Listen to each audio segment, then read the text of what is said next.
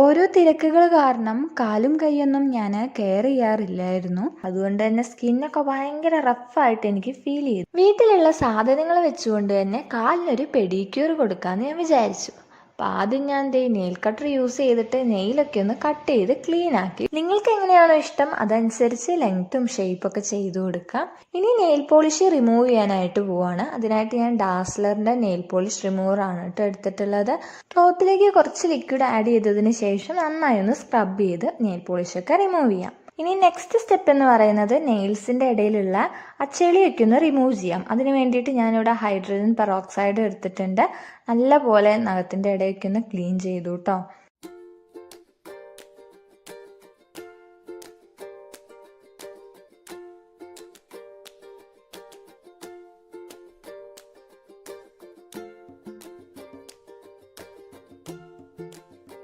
സ്കിന്നൊക്കെ എനിക്ക് ഭയങ്കര ഡ്രൈ ആയിട്ട് തോന്നി കേട്ടോ.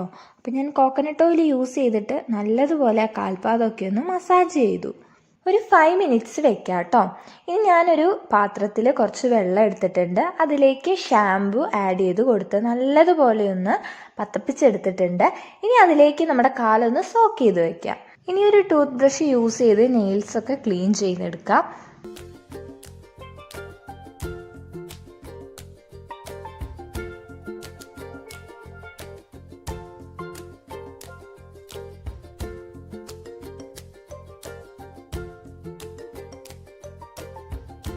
സ്ക്രബ്ബർ യൂസ് ചെയ്ത് കാല് ഫുള്ളായിട്ടൊന്ന് ക്ലീൻ ചെയ്തെടുക്കുന്നുണ്ട്.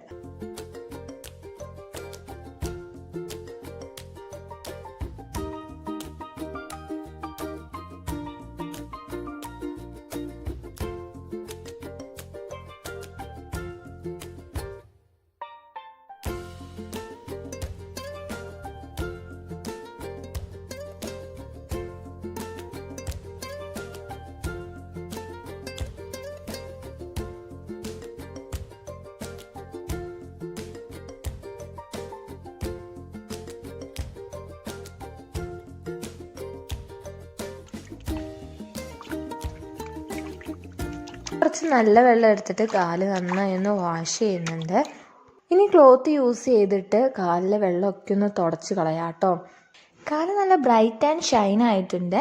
ഇനി നെയിൽ പോളിഷ് അപ്ലൈ ചെയ്ത് കൊടുക്കുക. അപ്പോൾ ഞാൻ ഈ ഒരു കളറാണ് കേട്ടോ സെലക്ട് ചെയ്തത്.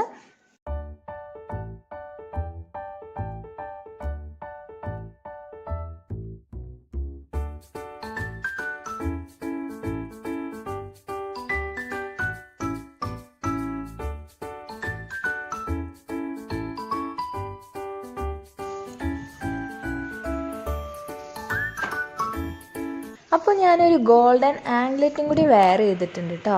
അപ്പം എങ്ങനെയുണ്ടെന്ന് നിങ്ങൾ കമൻറ്റ് ചെയ്യുക.